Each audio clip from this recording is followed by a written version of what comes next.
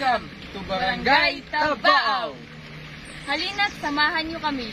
Ating tuklasin ang mga natatanging kultura dito sa aming barangay. At hindi lang yan, tayo'y mamasyal at maglakbay patungo sa malahagdang talon, ang Ungong Falls. Dito lang yan sa Towards a Beautiful and Above Ordinary, Tabao!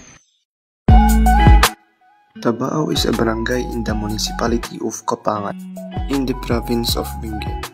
Its population as determined by the 2020 census was 1,832.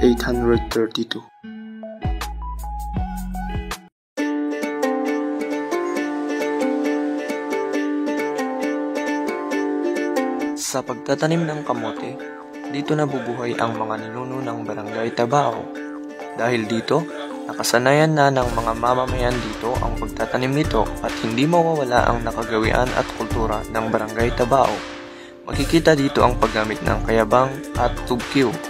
Ganon din ang pagtutulungan ng mag-asawa sa trabaho, lalo na sa pag-ani o mandebka.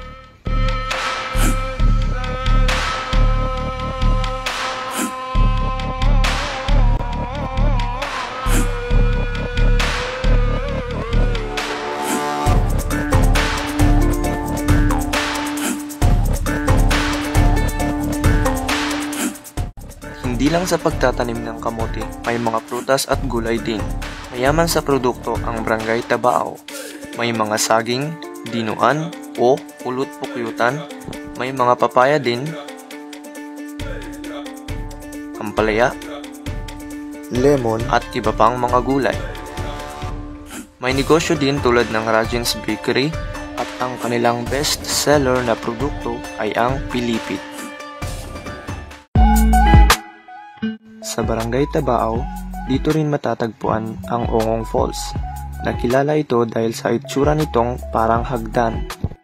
Pero bago natin masilayan ang napaka-refreshing na falls na ito, maglakbay muna tayo ng 20 to 30 minuto mula sa barangay hall ng Tabao papunta rito.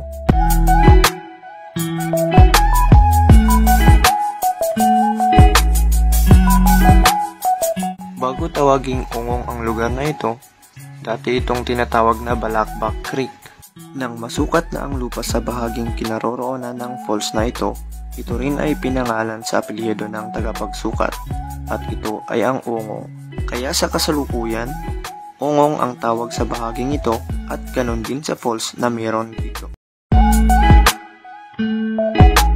Malinis at masarap sa pakiramdam ang tubig dito. Kaya't ano pang ginagawa nyo? Bumisita na sa Ungong Falls. Pero paalala lang, malakas ang agos ng tubig dito, tulad ng malakas na signal ng smart sa lugar na ito.